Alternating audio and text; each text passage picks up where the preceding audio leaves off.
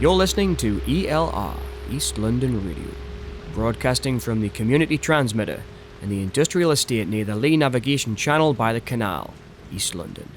If you're looking for comfort this evening, then look no further. Join me here, your host Charlie Evans, and I'll be your friend in the darkness at the end of the world.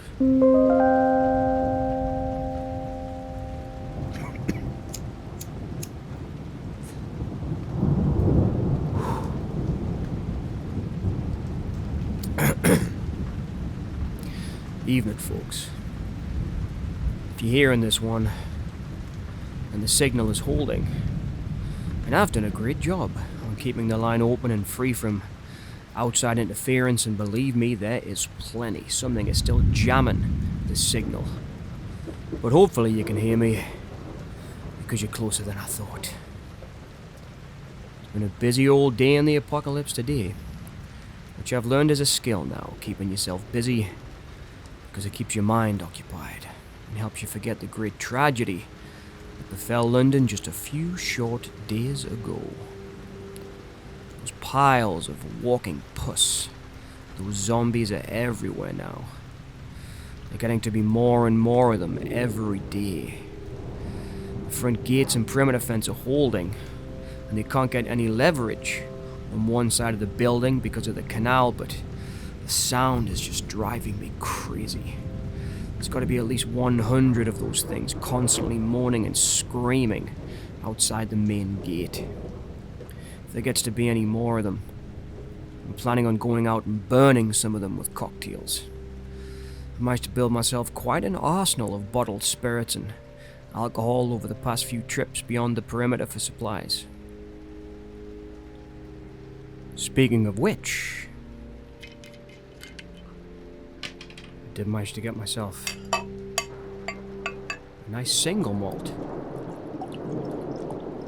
the other day. One of the benefits of being alone in the apocalypse is you can have the best. The best of everything.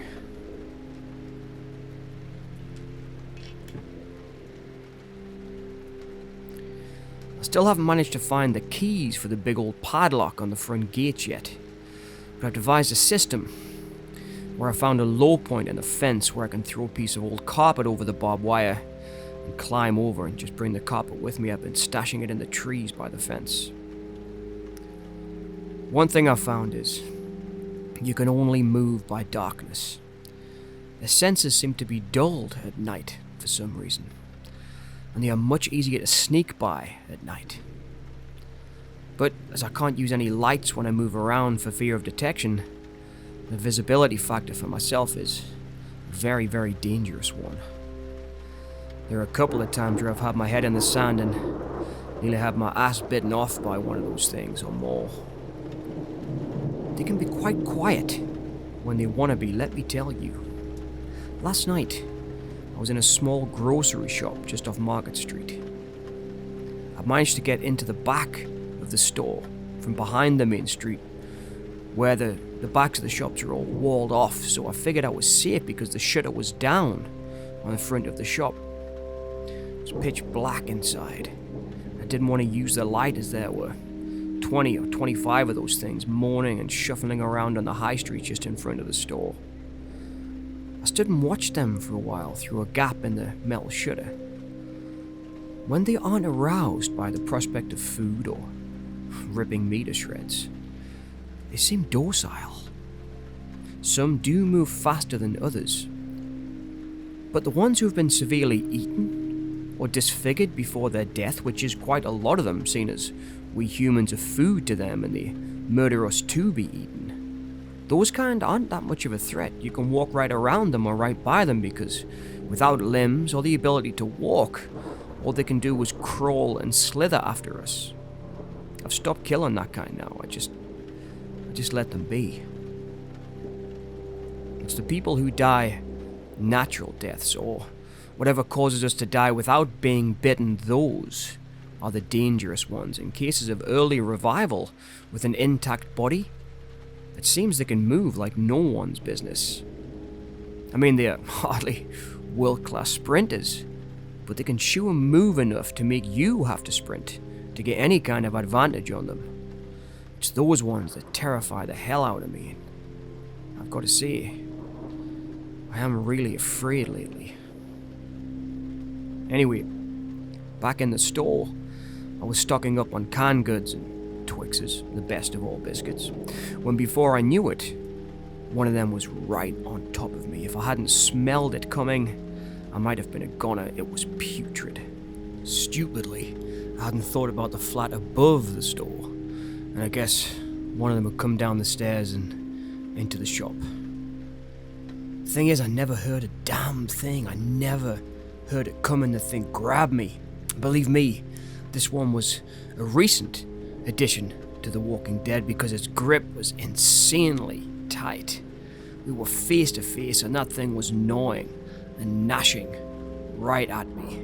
It took all my strength to get one arm between us and keep its mouth away from my face, pressing against its neck. Luckily, I was wearing a large winter jacket, and when that thing did manage to get a bite, it bit onto my shoulder. Luckily, it just got a mouthful of parka and fluff. I rolled out of that jacket, but somehow that thing managed to get behind me again and grab my shirt, tearing it open, and it slammed me against the metal shutters. But to my luck and amazement, there was a crowbar right at my feet by the door. I ducked down and grabbed it and buried it right in the back of that thing's skull. The only way to stop them is to destroy the brain or severing the brain from the rest of the body. Beat them or burn them. They go up pretty easy. And don't forget, they're dead. They're all messed up, and man, are they ugly close up. I was able to get a really good look at the thing after the fight was over. It's clear that the skin is dead. It's just decaying black flesh. Rigor didn't seem to have set in though.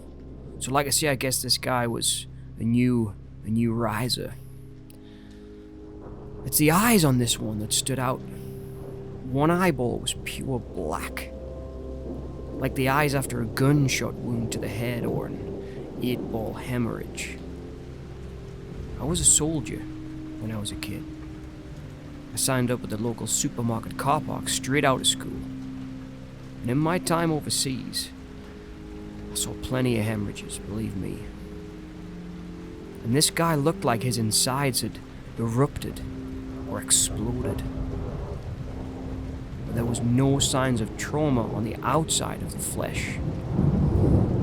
This thing must be mutating and changing us on the inside somehow. This is the kicker.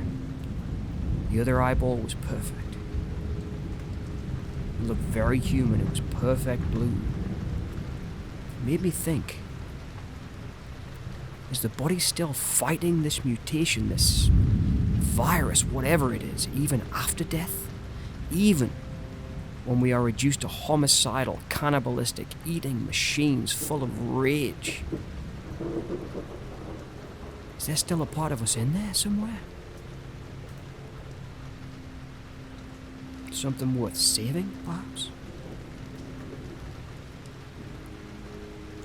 Anyway, I quickly snapped out of that thought when I heard the banging of those things on the shutter of the store. The commotion or the fight that we just had caused a stir out there on the street.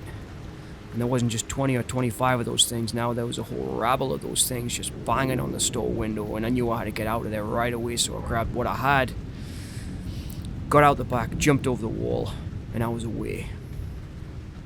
Now I wasn't too worried because now I know how to get into that place undetected, so I know I can get back in there when those things are a little bit less out the front or a little bit less excited. I've been starting to plot a map of places. I don't take all the supplies, just in case there are other people out there that need them.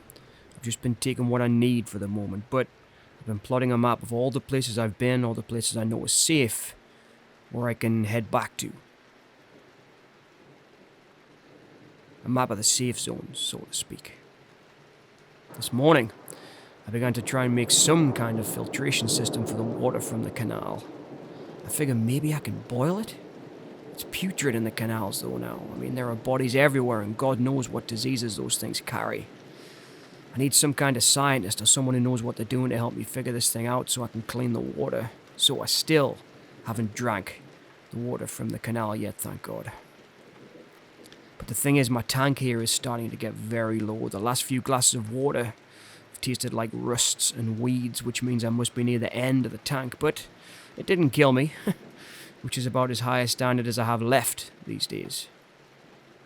I'm still working out every morning. Cardio is important to keep the mind and body agile, and goodness knows I've had to sprint and climb and crawl my way around this city recently. So I guess it's best to try and stay in shape.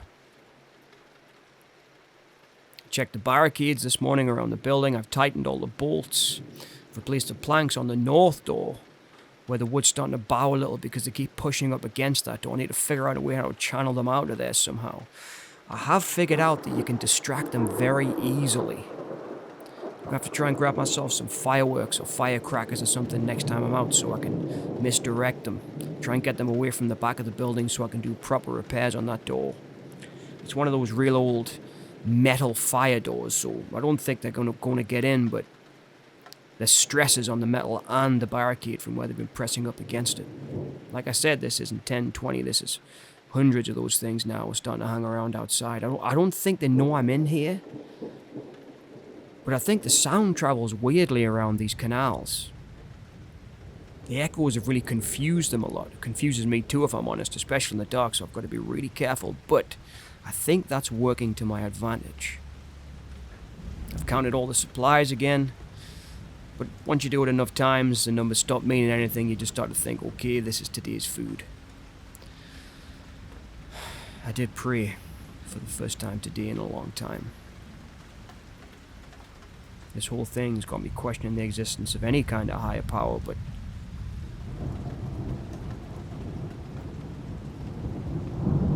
sometimes you just gotta speak to someone. You know what I mean? I have been trying to extend the reach of the broadcast as well recently. The transmitter here was never meant to go too far, a couple of miles at best, you know. A little bit further on a clear night, but I've rewired the old antenna. I boosted the output stage. I pushed the SWR higher than I'm comfortable with, so the signal's dirtier now to anyone that might be listening, but I'm hoping a signal boost might get us past London even as far as up north. But a lot of the equipment I'm working with has been rotten down here since the Second World War. I did find something of great interest, and that is that while I was messing around with the bandwidths and the transmission, there's something sitting on top of the band. It's a wide, dead zone of interference. I don't think this is any random thing because it's too consistent. I did try shifting frequencies. I tried to ride under it or on top of it, and I tried timing the broadcast between its bursts or between its pulses, but whatever it is, it snaps back at me every time.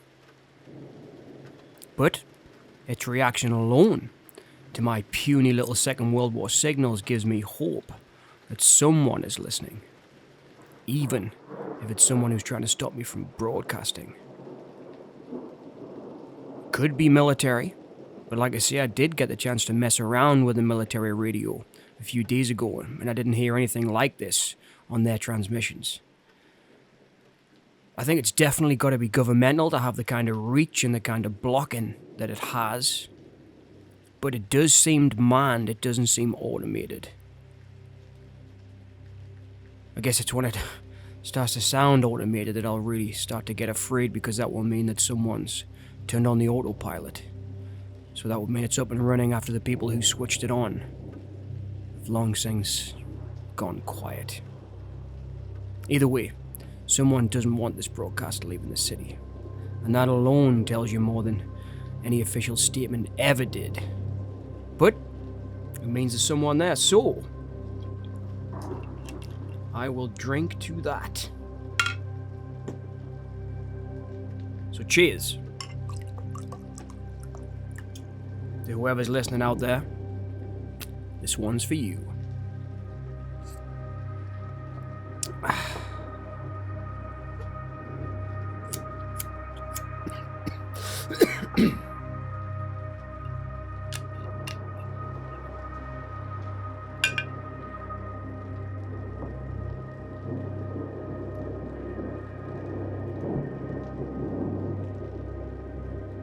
You know, over the years, running a talk show, I never turned the show back on myself, but lately, talking into this microphone, the same one I've used for years, has started to feel like less of a reporting job or running a talk show, more like sitting in a confessional booth. I don't know when it happened, a couple of days back, I guess. Or maybe when I realized no one was correcting me anymore, my producer's long gone. Or maybe it's because I'm not even sure if anyone's listening to this. In all of this mess we're in now, I keep thinking about people I didn't treat very well when things were good, when things were normal. Conversations with friends I cut short, interrupted them when I really should have been listening. All those times I didn't understand just because I was talking too much. I've lost many friends over the years, and almost lost everything but my sanity recently, and even that's in question.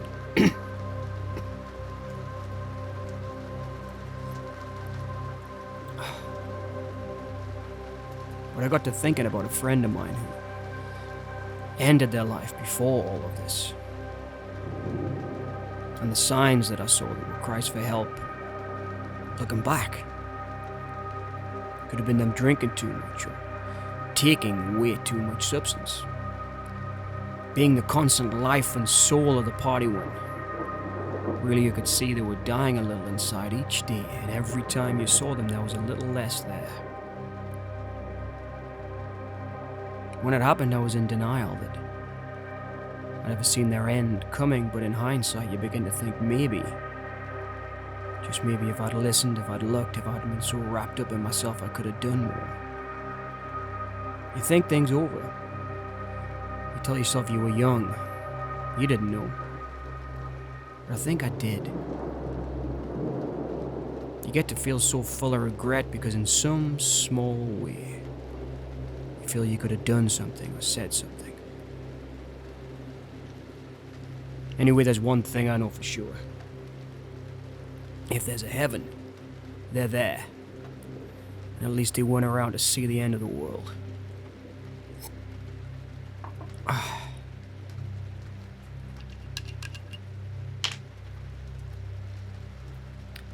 I've been thinking of apologies I planned.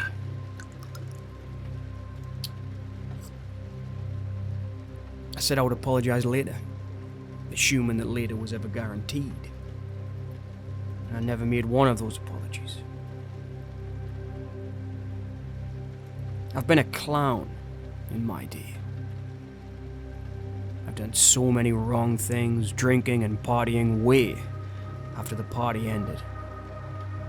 And for that reason I lost many friends because I acted like a fool. Self-gratifying instead of listening to good advice and people who cared. And believe me, in this life you don't come across many people who care. And let me tell you something, with my talk show head host on. When you do find those people, you better hold on to those folks, because they're the real deal. I can't complain too much. I had a great life with my wife and my 2 kids. And in a way I was lucky, even through all this, for the short time there that I had everything that a man could want. But before then, there was a first love once, decades ago now. And they wanted me to change, but I couldn't. I was so wrapped up in my own thing, my pride, my sense of worth.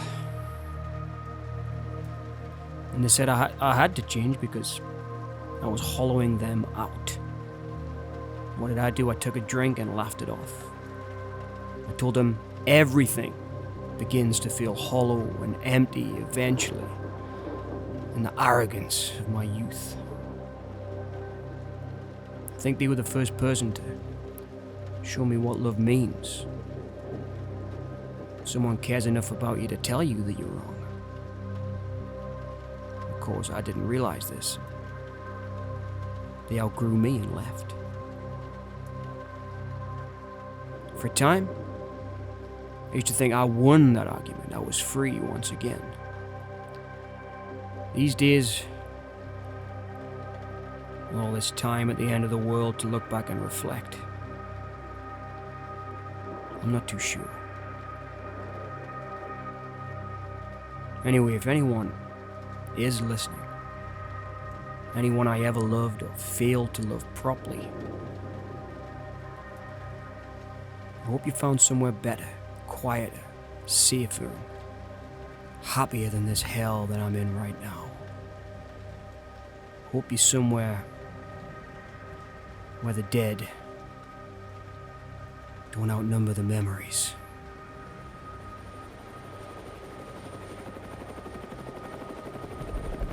Well, here they are again. I don't know if you can hear that helicopter, folks, but believe me, it's nothing to get excited over.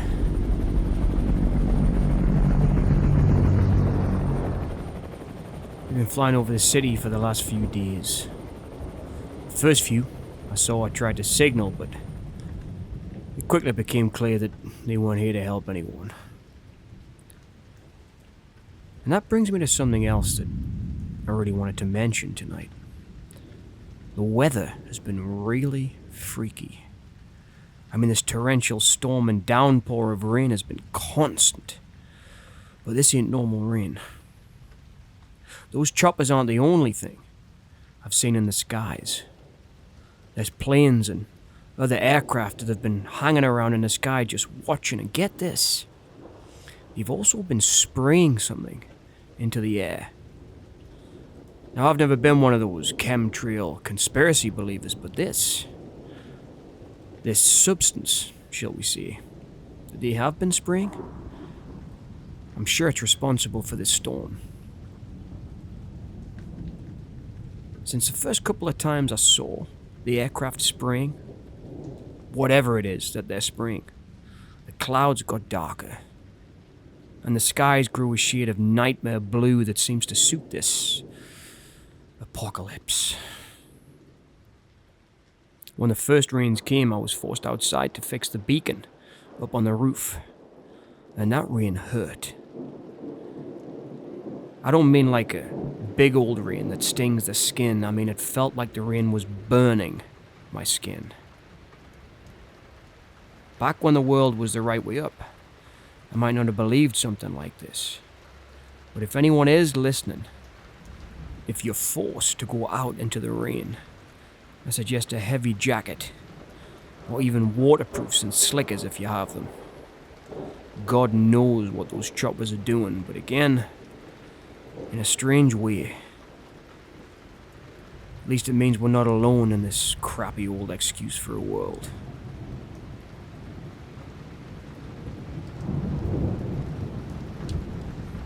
Well, guess it's time for another drink.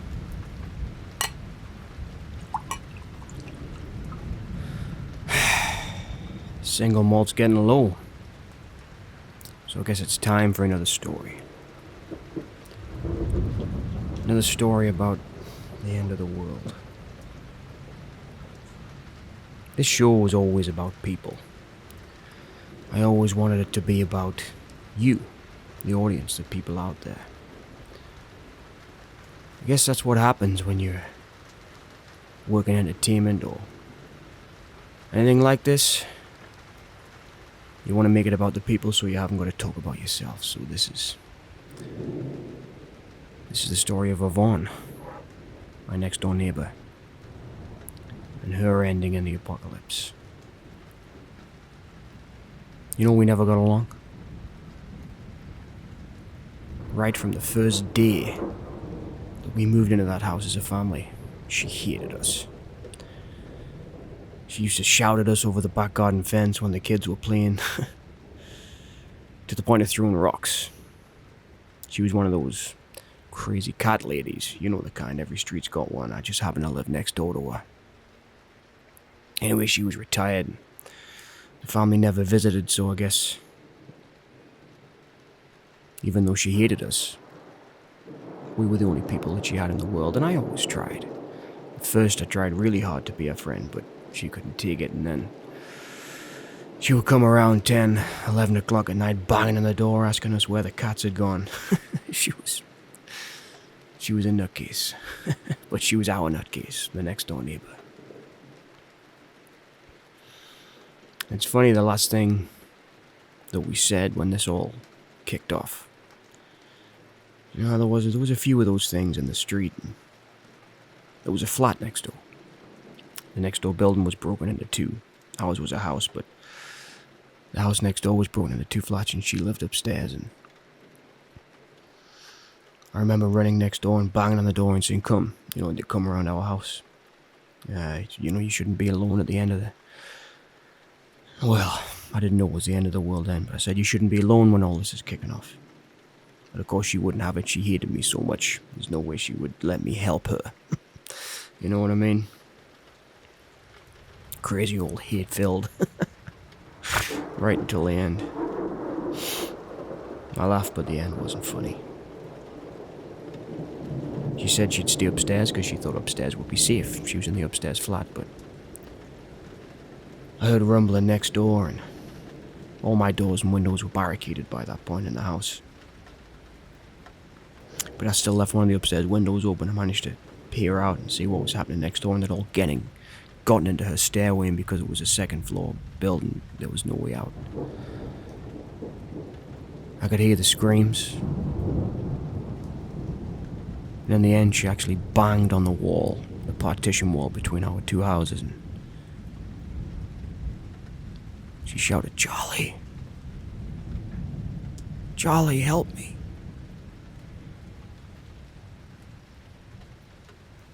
Of course, by that point, I couldn't do anything. Short of breaking a hole through the wall, and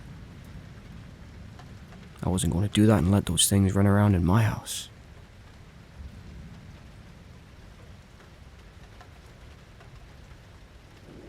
Later, I did see Yvonne again. Torn to shreds. Walking up and down the streets.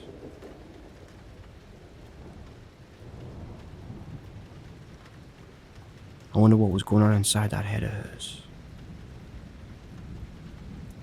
Do you think she was still filled with hate? I guess I can only speculate, but again, thinking about that shop owner.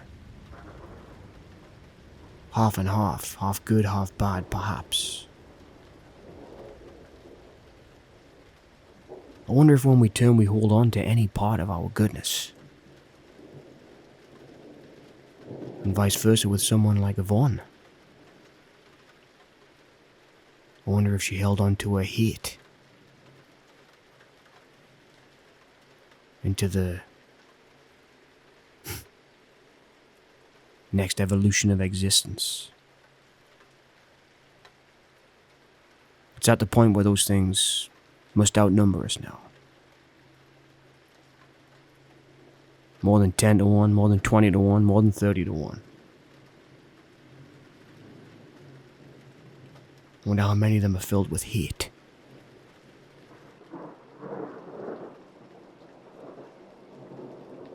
There's a lot of guilt in being alive. I sometimes wake up disappointed that I've made it through the night. I guess this is just purely personal. And then I feel ashamed for feeling that way because I must be one of the luckiest guys in the world right now to still be here. I try to have hope because hope is harder. Hope takes more effort than fear or hate. Fear is natural, so is hate. They just arrive. Someone does something bad, you hate them. But hope is something that you've got to work at.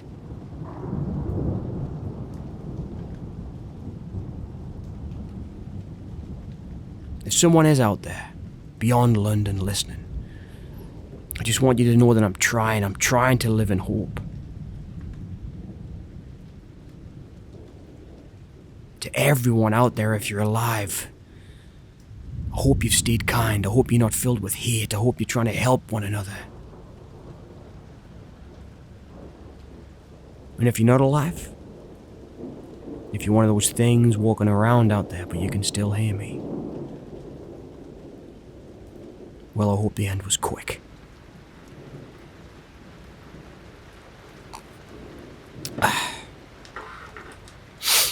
Sorry, I'm just rambling on again.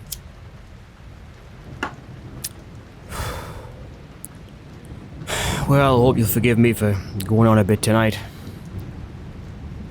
Just give me this before I start to wrap things up, because I'm starting to feel a little bit drunk. That single malt was good.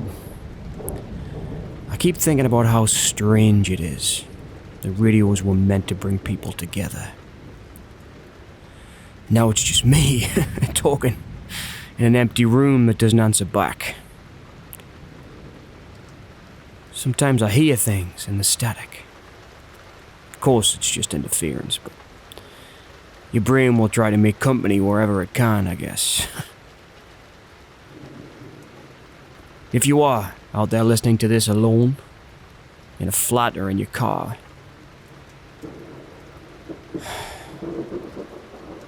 I want you to know you're doing the right thing by keeping low and staying quiet. The quiet and the silence is what keeps us alive. Still, silence doesn't mean lonely. I don't know who's hearing this, but if you've been waiting for a moment to speak, this would be it.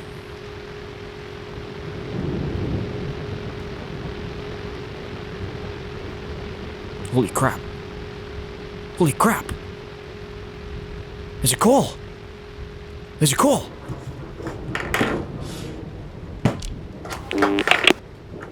Hello, you're through to Charlie Evans. Who's calling? Hello, Charles. This is Dennis Kaufman, a conservative MP. Dennis Kaufman. Dennis Kaufman. Well, well, well. The voice of the government appears and chivalry rears its ugly head. Where are you calling from, Mr. Kaufman? Not far away from you, my lad. And I don't respect that tone in your voice. I'm calling from the Walthamstow Town Hall, or what's left of it. Are you aware all the phone networks, internet networks, and any contacts in and out of East London are being blocked, Mr. MP? I was actually wondering whether I would be able to receive calls on this switchboard. Yes, of course I'm aware, Mr. Evans. And I had a little help to make sure that this call got through to you. I am not the only person, I'm happy to say, who wants to get some word out to the public. Help from who exactly, Mr. Kaufman? That's not important at all anymore, Mr. Evans. And I think you understand that. Dennis? Are you injured? Yes. You've been bitten? Yes. This morning, I am very sorry to say, a careless mistake. My bodyguard of all people, Stephen, I believed him. I thought he just had the flu. He'd been out gathering supplies. Well, you can't trust anyone these days. Can you, Mr. Evans? That is one thing we all must avoid at all cost these days. Any kind of stupidity or carelessness. Indeed. I'm sorry, Mr. Kaufman. Don't be sorry for me, boy. I certainly did not call for your sympathy and definitely not your apologies. So why did you call here, Mr. Kaufman? Well, I called because I want you to record this. Because, despite our differing political views, I know you're a man of the people. Mr. Evans, I've listened to your show for many years, and although you have many left leanings, I know that you're a man of the people, and I believe you have the decency and will try to get the word out and spread the last wishes of a dying old man. A dying old fool. Okay, Mr. Kaufman. You tell me what you want to see, and I promise I will do my damnedest to get the word out. Oh, thank you, Charles. Before the lights went down on East London, before all of this plague, this black death, this hell on earth that we are experiencing now, there were tests.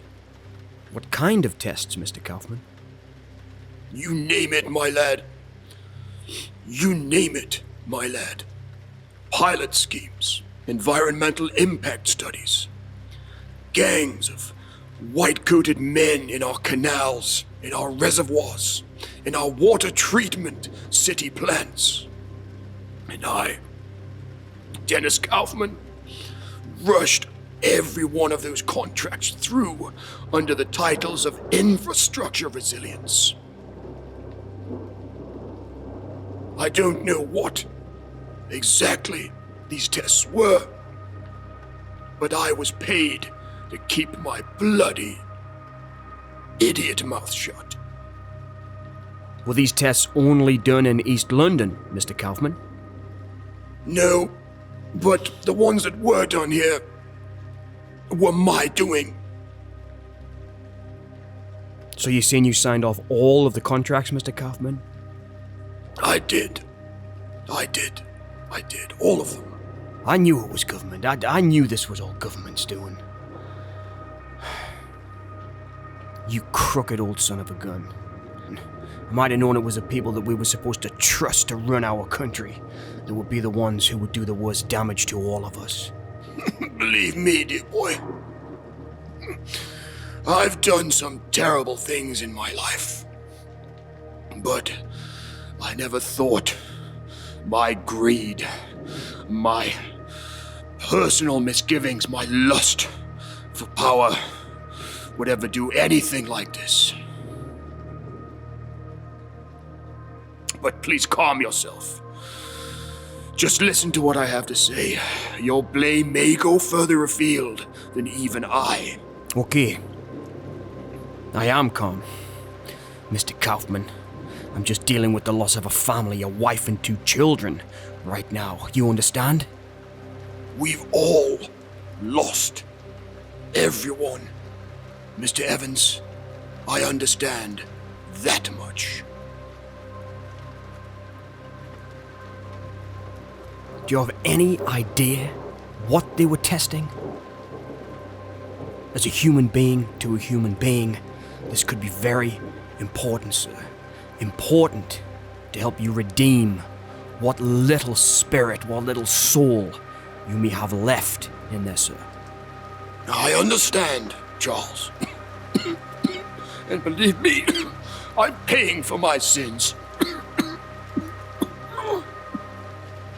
You and everybody else, Mr. Kaufman.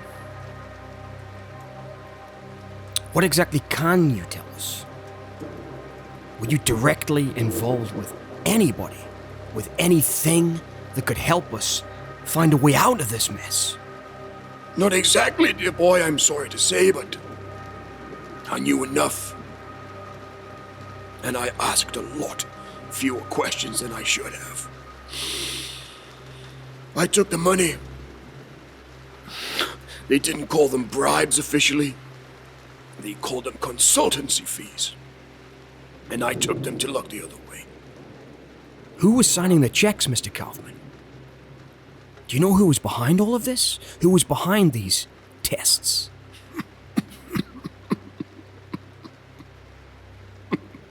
This is no laughing matter, Mr. Kaufman. Do you know who was behind this? You'd be doing the world a great service if you would just... I'm not laughing at this situation, Mr. Evans. You asked me who was behind it. I think it was everyone. Everyone in positions of power. And I know for damn sure that it was no one that you could vote out in our democracy. Are you saying this goes beyond the government, sir?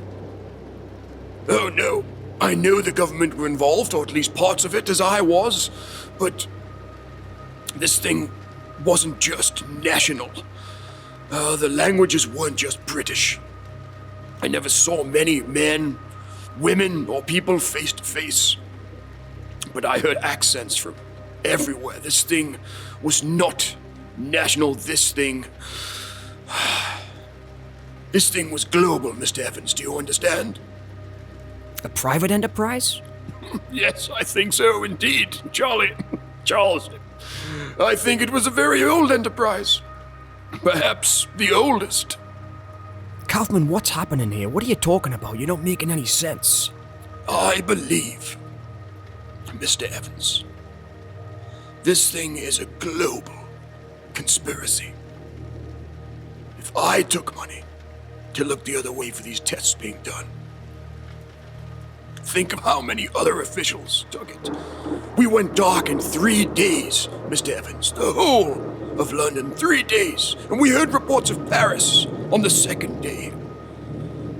This thing, whatever it is, this hell we are living through now,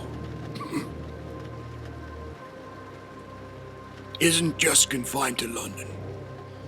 Do you understand me? This is the world. It is every man for himself, dear boy. If you can, get out of London. Don't stay here. It is a dead place, man. Okay, Mr. Kaufman. This thing is global. You're telling me this is global. You know other MPs were involved. I knew for sure other MPs were involved. I've told you that. Listen. If you can, look into a pharmaceutical company, a conglomerate called TRP. And believe me, you'll laugh at this, dear boy. TRP stands for the residual power. A dirty inside joke, I think, on their part. It goes way beyond me, Mr. Evans. I think this thing involved the richest, the most powerful, the most evil people in the world. I have more that I can say. I'm sorry. I'm sorry.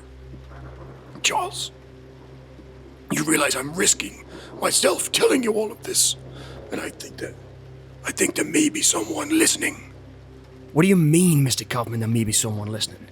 Are you saying that there's other people there? At the town hall? Yes, dear boy, there is. There is. I'm not the only one here. I told you I had help. But, there's something really important I must tell you. Mr. Kaufman, listen. If there's people there, you could keep us safe, yes? Can we come to town hall? Can people who are out there listening to this, can we come to town hall as a place of safety? No, dear boy. No, God, no. No one must come here. They'd be shot on sight. Besides, we're not technically in town hall. We're below it. Quite far below it. It's a type of shelter. Anyway, listen. I must go, and you must hear this. Mr. Kaufman, there are so many questions. No, Charles, listen to me. I told you. I was bitten this morning, yes? Yes, I remember you telling me you were bitten this morning, Kaufman. Well, listen to me, dear boy. I am in pain, yes. I can feel the pain in every atom, every Every part of my body, every fiber of my being is screaming in pain like I'm on fire, but I'm alive, Charles. Because there is an antivirus. They gave it to some of us. They give it to some of us in case of a containment breach.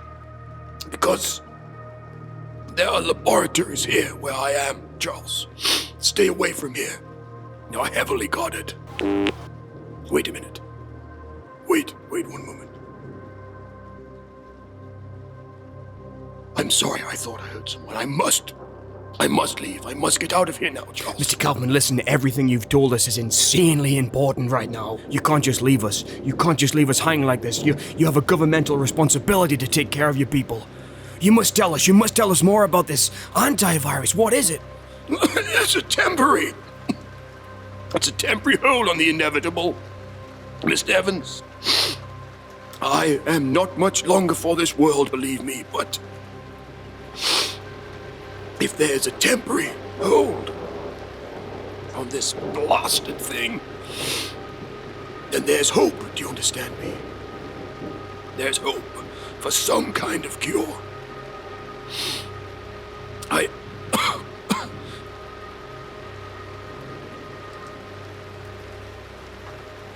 I must go. I must go. Someone's coming. Mr. Kaufman, Dennis! I think we've lost him.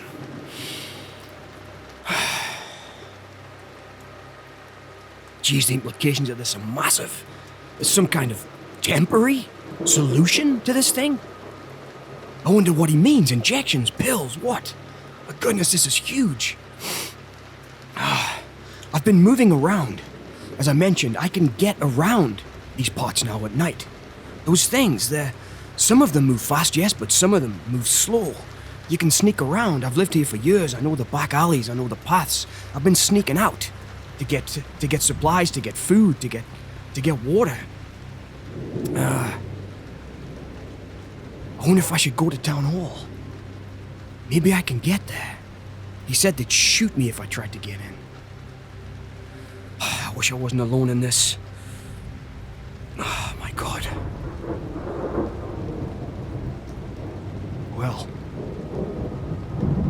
you heard what old Crooked Kaufman said, huh? There's hope. And I guess hope is a good thing. Maybe one of the best of things. As much as I hate that twisted old soul right now, this does give me hope. I've got some thinking to do. Thanks for listening, anyone out there who has been listening tonight. If you do need a place of safety, like I say, this isn't the safest place in the world, but it's done me pretty good so far. You can come down here, come down to the station, here at the industrial estate, by the Lee Navigation Channel, by the canal in East London. There is a large blue light blinking on the top of the station. The land is flat here. Head towards the blue light and you can't miss me. And I will be your friend at the end of the world. Whew, signing off on what has turned out to be a pretty interesting day in the old office. Good night, folks. Take care. And remember, stay safe out there in the boneyard.